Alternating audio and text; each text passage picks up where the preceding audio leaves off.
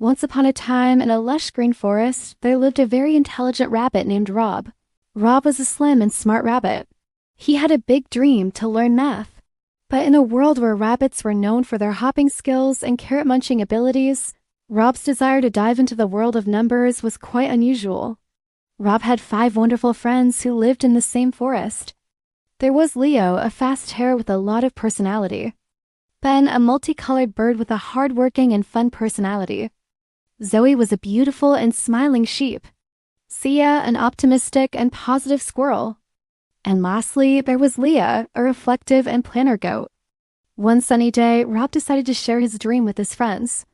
"I want to learn math," he announced excitedly, his long ears twitching with anticipation. His friends looked at him with surprise, and some even laughed. "Math? But you're a rabbit." Leo chuckled, his yellow shirt shaking as he tried to contain his laughter. Why would a rabbit need to know math? Ben chirped, tilting his colorful head in confusion. But Rob wasn't discouraged. He knew his dream was important, and he was determined to make it come true. "I may be a rabbit," he said, puffing out his chest, "but I'm a rabbit who wants to count more than just carrots." Zoe, the kind-hearted sheep, smiled at Rob. "I think it's wonderful that you want to learn something new," she said, her pink dress swaying as she nodded encouragingly. Sia, ever the optimist, bounced up and down in her green dress. "Yeah, who says rabbits can't do math? Go for it, Rob." Laya, always the thoughtful one, stroked her chin with her hoof. "It's an interesting goal, Rob, but how do you plan to achieve it?" Rob's nose twitched as he pondered Laya's question. "I'm not sure yet," he admitted. "But I know if we put our heads together, we can figure it out." And so every day, Rob and his friends would meet in a sunny clearing in the forest to brainstorm ways for Rob to learn math. They would sit in a circle with Rob and Leo. Ben perched on a branch in his blue and brown attire, Zoe looking pretty in pink, Seal in her cheerful green, and Laya in her regal purple. "What if we built a giant abacus?" suggested Leo one day, jumping up and down with excitement. "Or we could collect acorns and use them for counting." Ciel chimed in, her bushy tail swishing with enthusiasm. Ben flapped his wings and said, "I could fly to the human school and peek through the windows to see how they teach math." While these ideas were creative, they weren't quite right. Rob appreciated his friend's efforts, but he knew there had to be a better way. As days turned into weeks, Rob started to feel a bit discouraged. But he didn't give up. Every morning, he would put on his blue tracksuit, hop to the clearing, and meet with his friends to continue their brainstorming sessions. One day, as they were all sitting in their usual circle, Laya spoke up. "You know, Rob," she said thoughtfully, "I've been thinking, maybe we're approaching this the wrong way. Instead of trying to find a way to learn math all at once, why don't we start with the basics?" Rob's ears perked up. "What do you mean, Laya?" "Well," Laya continued, adjusting her purple dress, "we could start by counting things in the forest. Like how many acorns Seal collects, or how many flowers are in Zoe's favorite meadow." Rob's eyes lit up. "That's a great idea, Laya. We can make it into a game." And so Operation Math Rabbit was born. Each day, Rob and his friends would embark on a new counting adventure. They counted the stripes on Leo's pants. There were 7. The different colors in Ben's feathers. There were 6. The petals on the daisies in Zoe's meadow. Always 5. The spots on Saya's favorite mushrooms. It varied, but they learned about addition. And the leaves on Laya's favorite thinking tree, they had to use multiplication for that one. As they played these counting games, Rob began to understand the basics of math.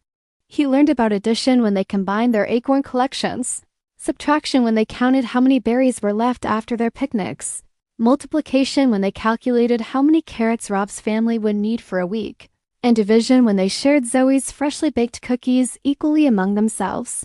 Rob was thrilled. He was learning math just like he had dreamed. But more than that, he was having fun with his friends and discovering that math was everywhere in the forest. One day, as they were all relaxing after a particularly challenging counting session, they had tried to count all the leaves on Laya's thinking tree. Leo turned to Rob with a grin. "You know, Rob," he said, "I thought you were crazy when you said you wanted to learn math. But this has been really fun."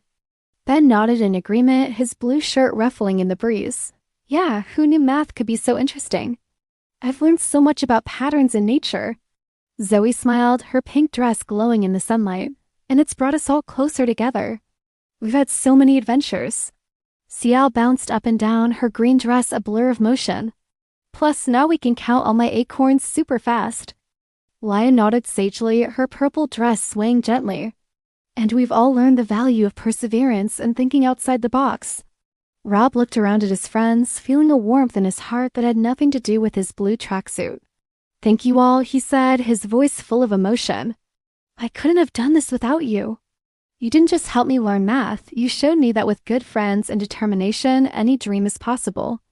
From that day on, Rob the Math Rabbit and his friends continued to explore the wonderful world of numbers. They counted stars at night, measured the height of trees, calculated the speed of Leo's runs, and even started a forest-wide math club for other animals who wanted to learn. And so, in the end, Rob's unusual dream didn't just come true, it transformed the entire forest. Who would have thought that one rabbit's desire to learn math could lead to so much fun, friendship, and forest-wide learning? As Rob hopped home that evening, his blue tracksuit a little dirty from their day of forest math, he couldn't help but smile. He had wanted to learn math, and he had. But he had gained so much more, the unwavering support of his friends, the joy of discovery, and the knowledge that no dream is too big or too strange if you believe in yourself and have friends who believe in you too. And that, dear friends, is the story of Rob the Math Rabbit and his wonderful forest friends. Remember, whether you're a rabbit, a hare, a bird, a sheep, a squirrel, or a goat, or anything else for that matter, your dreams are valid. And with a little creativity and a lot of determination, you can make them come true. So dream big, work hard, and never stop counting the blessings of friendship.